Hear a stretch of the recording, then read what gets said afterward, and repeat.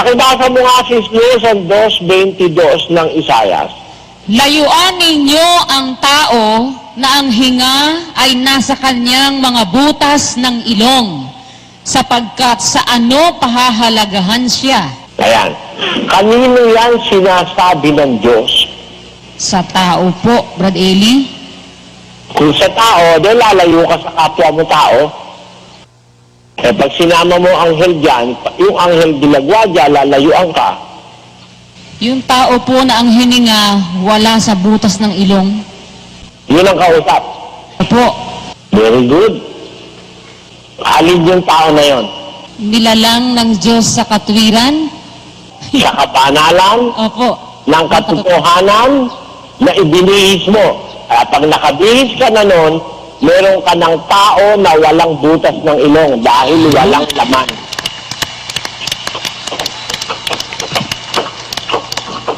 Basahin mo nilang Efeso 4:24.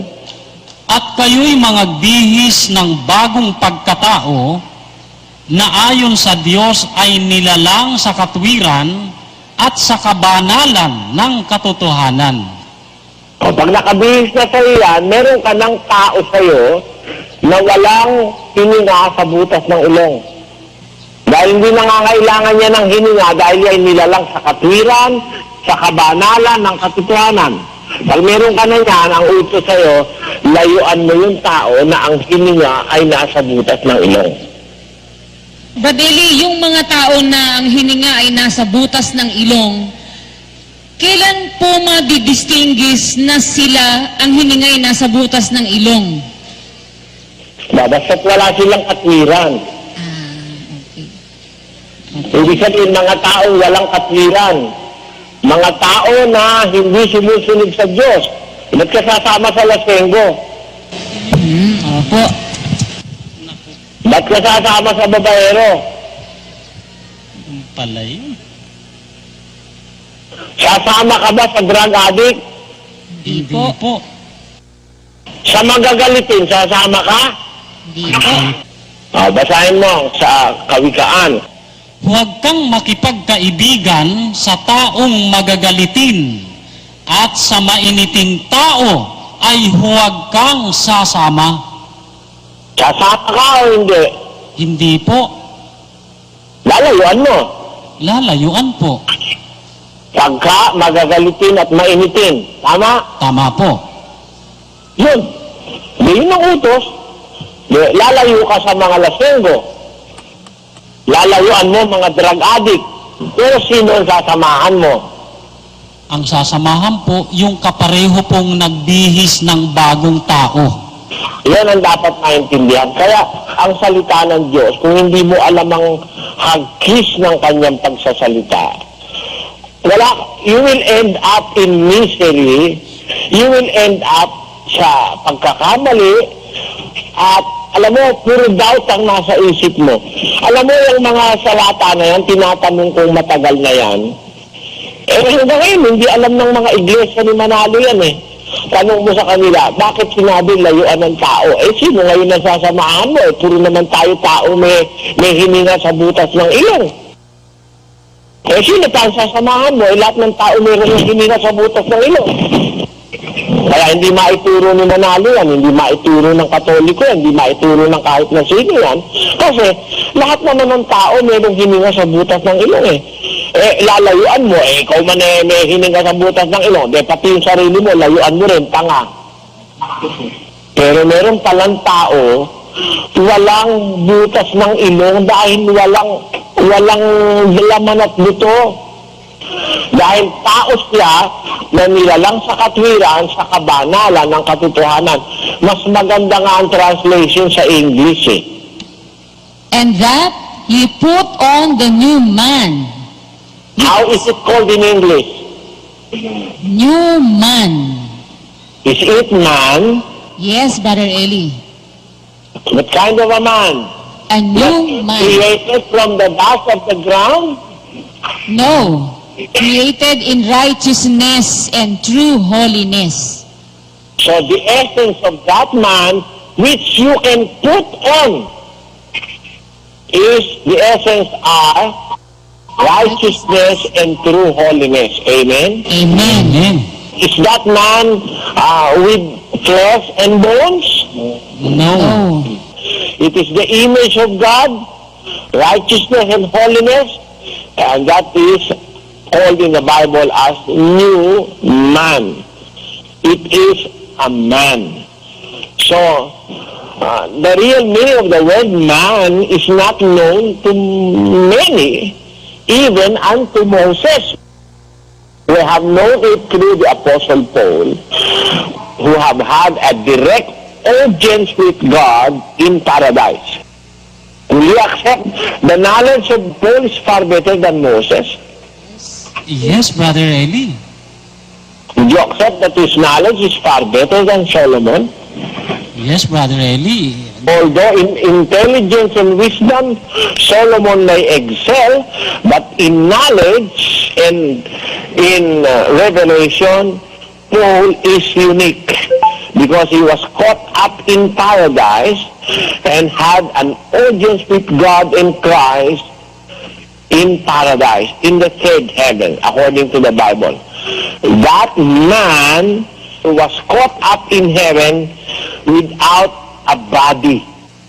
Let us read 1 Corinthians chapter 12 verses 1 and 2. It is not expedient for me, doubtless, to glory. I will come to visions and revelations of the Lord. I knew a man in Christ above 14 years ago. Whether in the body, I cannot tell, or whether out of the body, I cannot tell. God knows. Regardless of the body, brother, sister Luz, regardless of the body, meaning, regardless of the body, he is a man. Yes, he is. Yes. Now, let us read again verse 2 and continue. I knew a man in Christ about 14 years ago. Whether in the body, I cannot tell, or whether out of the body, I cannot tell. God knoweth. Such a one caught up to the third heaven. You see, on verse 4, let us read.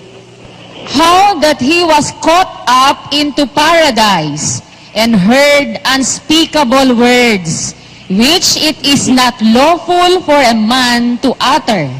Did that man enter paradise? Sister Luz? Yes, he entered paradise. But he heard words which are unspeakable words, and it is not lawful for a man to utter. Amen? Amen. So, the one who heard is a man. Amen? Amen. Was he able to enter paradise? Yes. He entered paradise ahead of the thief that was promised by our Lord Jesus Christ to be with him in paradise. Amen? Amen. And that man is the man in Apostle Paul, Yes. Amen. minus the body. Because flesh and blood cannot enter the kingdom of God. Amen? Amen. So when we speak of the word man, it doesn't necessarily follow that man has flesh and bones. There is a very much 100% possibility that there is a kind of man without body of flesh and bones. Amen? Amen. So, if we just understand God's word, let us make man in our image after our likeness. So, that man is a different man in the perception of people that reads the verse. Because mind you, this verse was not spoken by God to a man. Yes. He speaks to a co-creator. Let us make man. So it is not marvelous that almost all the world have not understood Genesis 1:26, because those words were spoken by God not to man, but to a co-creator. And it was interpreted by Moses to be Adam. Sister Luz. Yes. In 2:7 of the book of Genesis, he said, And the Lord God formed man of the dust of the ground and breathed into his nostrils. how Moses has misunderstood God's word. Yes. You see that? Yes, Brother Eli. Moses said that the Lord God formed man out of the dust of the ground. He's speaking of Adam. And we are not contesting that, Sister Luz. We Yes. believe that Adam was formed from the dust of the ground. Amen. See? Amen. But there is a man that was not formed from the dust of the ground. There is a man that was made from the likeness and the image of God. Amen? Amen. Is there such a man? There is. There must be, because when God speaks, it will come into reality. Amen? Amen. Now, there is a proof that what God speaks is not known to man sometimes unless God bestow on you the understanding that you need in order to understand His words. For example, when the Bible said that they will not be twain but one flesh, according to Genesis chapter 2. They will not be twain but one flesh. Genesis 2:24, let us read that, Sister Luz. Therefore shall a man leave his father and his mother, and shall cleave unto his wife, and they shall be one flesh. See, that was interpreted by Moses to be the relationship of Adam and Eve. Right? Yes, Brother Eli. Correct. But later, the Apostle Paul received a revelation, a more glorious and greater revelation than Moses had received, and he interpreted that another way. Let us read. 5:31 of the book of Ephesians says, For this cause shall a man leave his father and mother, and shall be joined unto his wife, and they two shall be one flesh. This is a great mystery, but I speak concerning Christ and the church. what does that really mean, Sister Liz? It refers to Christ and the church, Brother Eli, not a man. Not to Adam and Eve. Yes. Not to a man and his wife, but the real meaning of that is a great mystery. It refers to Christ and the church. So we have now a proof that there are misinterpretations already as early as the time of Moses. Amen. And it is not a wonder that we meet people now misinterpreting what God has said, not to people. We must know that.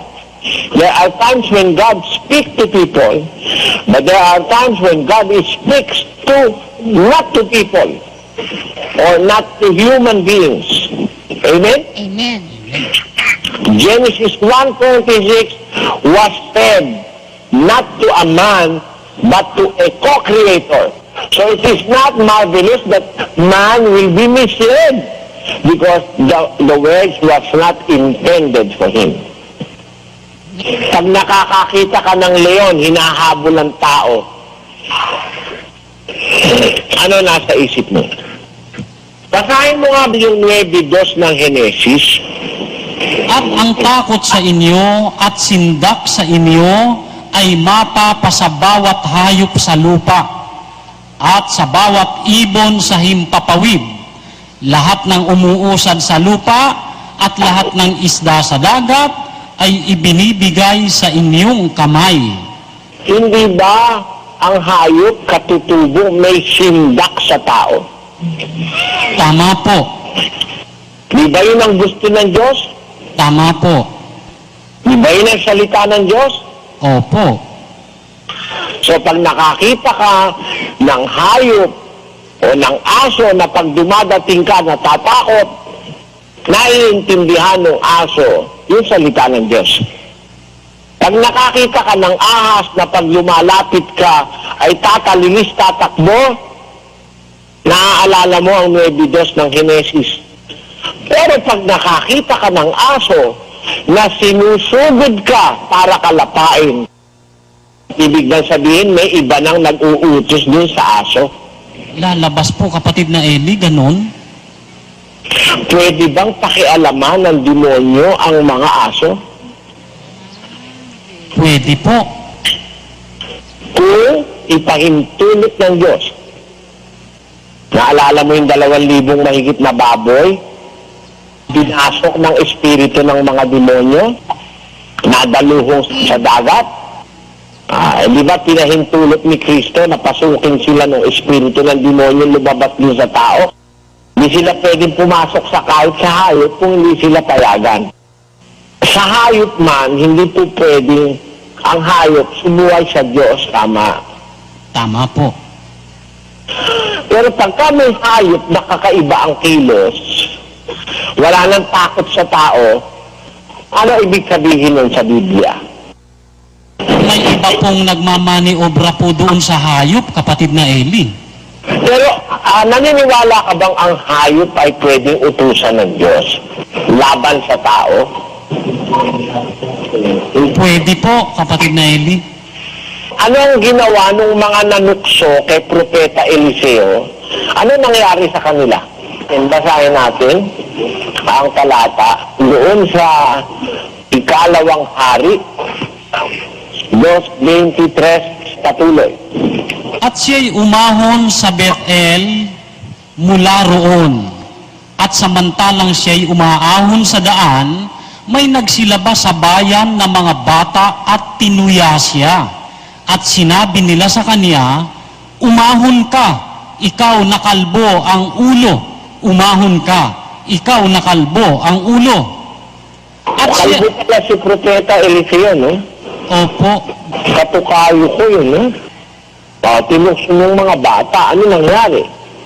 At siya'y lumingon sa likuran niya at nangakita niya at sinumpa niya sila sa pangalan ng Panginoon. At dooy lumabas ang 2 osong babae sa gubat at lumapa ng 42 bata sa kanila. Sino ang nag-utos doon sa oso? Ang Diyos po lalabas, kapatid na Eli. Kasi tinutuyan ng mga bata na yon ang propeta ng Diyos. Kaya ang ibig lang sabihin, kung nag-a-analyze ka spiritually, miski sa hayop, may salita ang Diyos eh. Kung minsan hindi naiintindihan ng tao yung salita ng Diyos sa hayop. Ayun po. Paano po yun, Brad Eli? Hindi mo naiintindihan. Nagagalit ka dun sa lamok. Pagka kinakagat ka, ang utos ng Diyos dun sa lamok, mga gat. Diba? Opo. Opo. Pero hindi tao inutusan niyang kagatin. Marami naman siyang makakagat di ba? Di ba nauna ang hayop kaysa sa tao? Kaya nung wala pang tao, sino kinakagat ng lamok? Hayop. Sino ba?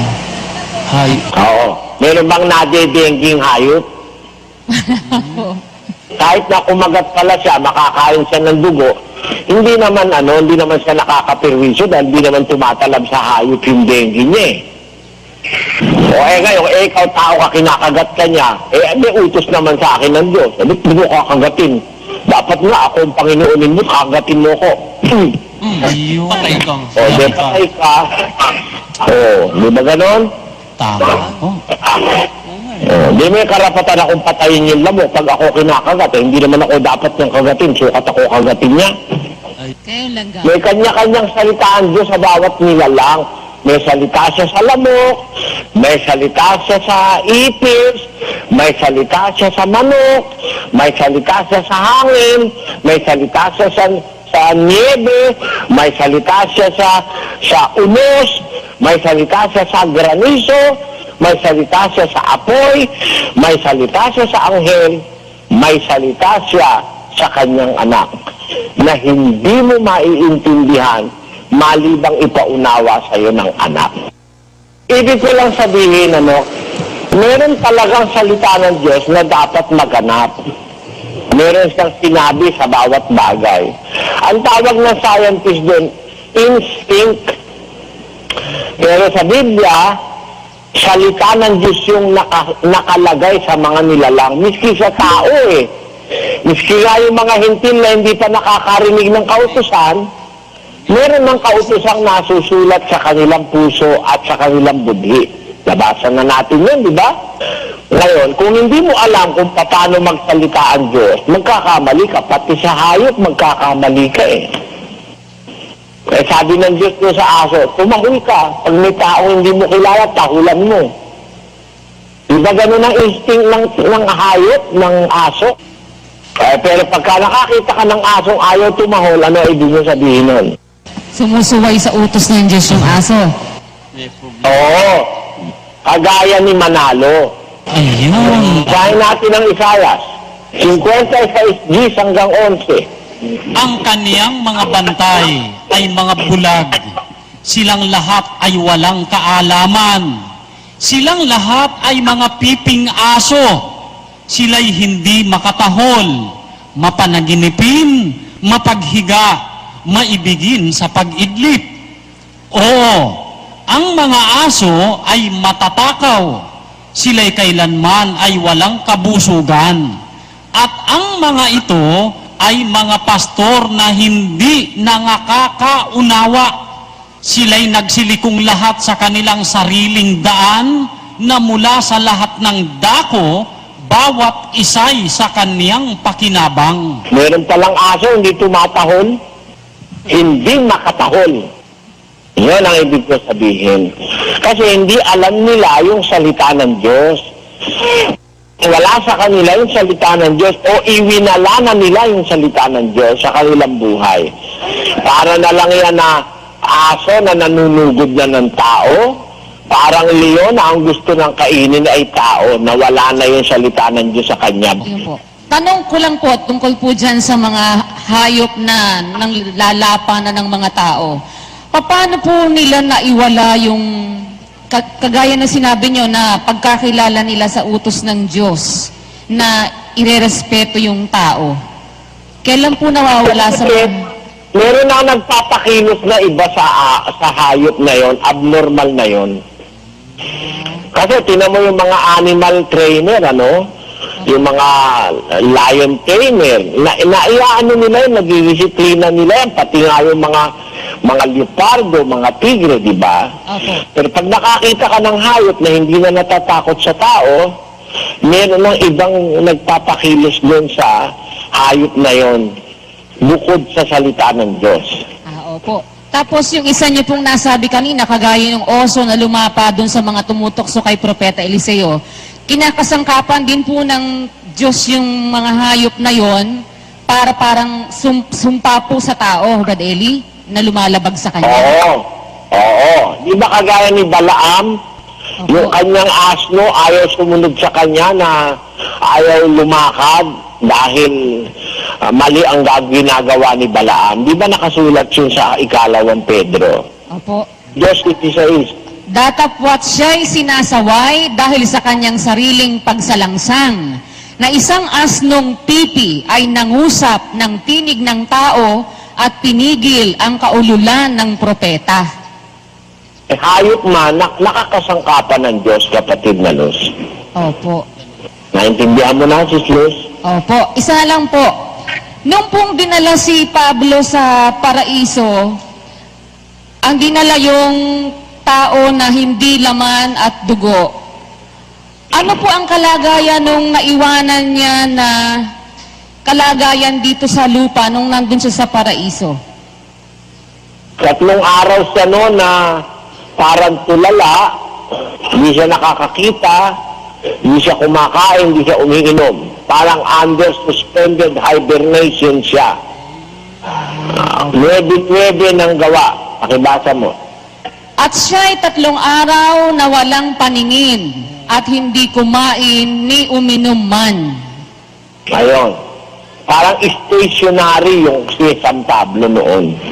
Hindi kumain, hindi uminom, walang paningin. Tamo? Opo. Kaya din po ba nalalapa ang tao dahil nawala na po yung bangis, yung larawan ng Diyos po sa kanila? Maaari, pero maaari rin na yung hayop na yon ay pinapakilot ng Diyos para maganap yung kanyang kalooban. Kasi bawat tao ay may takdang kamatayan. Maaaring yung takda mong kamatayan, kaya dumating, natuka ka ng ahas. Ayun. Ngayon, meron pa akong babasahin salita ng Diyos, Opo. na kay Propeta Jeremias naman ang salitang ito. 9:4 ni Jeremias. Mangag-ingat bawat isa sa inyo sa kaniyang kapwa at huwag kayong mangagkatiwala sa kanino mang kapatid. Sapagkat bawat kapatid ay mang-aagaw at bawat kapwa ay makikisama sa mapanirang puri. Ayan. Kanino ka huwag magkakatiwala ayon sa talata? Yung pong mang-aagaw at yung nakikisama sa mapanirang puri. Bawat isa sa kanila, sabi, di ba? Opo. Alam mo, utos ng Diyos yan eh. Pero hindi siya iglesia ng Diyos. Saan po? Kanino po? Utos yan sa Israel na sumama. Basahin mo 9:1. O kung ang aking ulo lamang ay maging tubig at ang aking mga mata ay bukalan ng mga luha upang ako'y makaiyak araw at gabi dahil sa pagkamatay ng anak na babae ng aking bayan. Tuloy. O kung magkaroon ako sa ilang ng patuluyan sa mga naglalakad upang aking maiwan ang aking bayan at lisanin ko sila sapagkat silang lahat ay mangangalon niya, kapulungan ng mga taong taksil. At pinamimilantik nila ang kanilang dila gaya ng kanilang busog dahil sa kabulaanan. At sila'y nagsisitaka sa lupain, ngunit hindi para sa katotohanan, sapagkat sila'y nagpatuloy mula sa kasamaan hanggang sa kasamaan. At hindi nila ako nakikilala, sabi ng Panginoon. Mangag-ingat bawat isa sa inyo sa kanyang kapwa, at huwag kayong mangagkatiwala sa kanino mang kapatid, sapagkat bawat kapatid ay mang-aagaw, at bawat kapwa ay makikisama sa mapanirang puri. Iniutos ng Diyos yan sa Israel nung sumama na Israel. Karamihan na taksil. Mga sinungaling na. Sino pagtitiwalaan mo? Wala na. Kaya ba, huwag ka nang magtitiwala. Pero pare, sabihin mo, sinasabi sa lahat ng tao, pati sa iglesia ng Diyos, hindi ako naniniwalang sa iglesia ng Diyos, bawat kapatid ay mang-aagaw at maninirang puri. Naniniwala ako, kapatid na Luz, malaking porsyento ng kapatirang ito ay tapat sa Diyos at sa kanyang aral. Amen. Totoo po yan. Kaya kung hindi mo nalalaman kung kanino sinasabi at kung ano ang paraan ng pagsasalita ng Diyos, magkakamali ka. Opo. Kaya ngayon, dapat alam natin ang salita ng Diyos. Pangunahin ang nagsasalita walang hanggan. Tama? Tama po. Espiritu. Tama po. Tama? Tama po. Opo. Hindi makapagsisinungaling. Amen. Tama po. Prangka. Tama po. Hindi nagpapaligoy-ligoy. Tama po. Po. Ngayon, ganun pala siyang magsalita. Paano ka magsasalita sa Kanya? Paano ka makikipag-usap sa Diyos kung hindi mo alam kung paano siya magsalita? Diba? Opo. Makikipag-usap ba tayo sa Diyos? Opo. Paano tayo dapat makipag-usap? Di ba dapat ayusin natin ang ating pakikipag-usap sa Diyos? Opo. Basahin mo ang 50:23 ng awit. Ang naghahandog ng haing pasasalamat ay lumuluwalhati sa akin at sa kanya na nag-aayos ng kanyang pakikipag-usap, aking ipakikita ang pagliligtas ng Diyos. Tapat ba ang Diyos kung magipag-usap? Tapat po. Paano ka makikipag-usap sa Diyos? Dapat po tapatin. Dapat nag-aayos ka ng pakikipag-usap mo sa Diyos. Tama? Tama po. Kung kalakip yun ang pagpapasalamat na handog mo, ang maayos mong pakikipag-usap sa Diyos, makikita mo kanyang pagliligtas. Halimbawa, sabi mo sa Diyos, hindi na po ako iinom. Ay, tutuhanin mo yun. Makikita mo pagliligtas niya. Sinabi mo sa Diyos, taon-taon po magpapasalamat ako sa iyo. Sinusunod mo ba? Makikita mo pagliligtas ng Diyos. Sinabi mo sa Diyos, ito pong alay kong ito bahaging ito, bibigay ko po sa gawain, ihahandog ko po sa iyong gawain. Ayusin mo, huwag mong pagpapaliban, huwag mong iaatras. Sinabi mo sa Diyos, hindi na po ako maninigarilyo. Ayusin mo, kasi hindi siya napabibiro. Napakahalagang malaman natin kung paano siya nagsasalita. Ganon din tayo dapat magsalita sa Kanya. Tingnan mo ang Diyos kung magsalita, no? Maiksi na malaman. Tama? Tama po. Kaya yung panalangin sa Diyos, dapat hindi mahabang-mahaba eh. Ulit-ulit. Hindi naman ganun ang Diyos eh. Kung magsalita ang Diyos, napakalaman eh. Mapalad ang nagbibigay kaysa sa tumatanggap.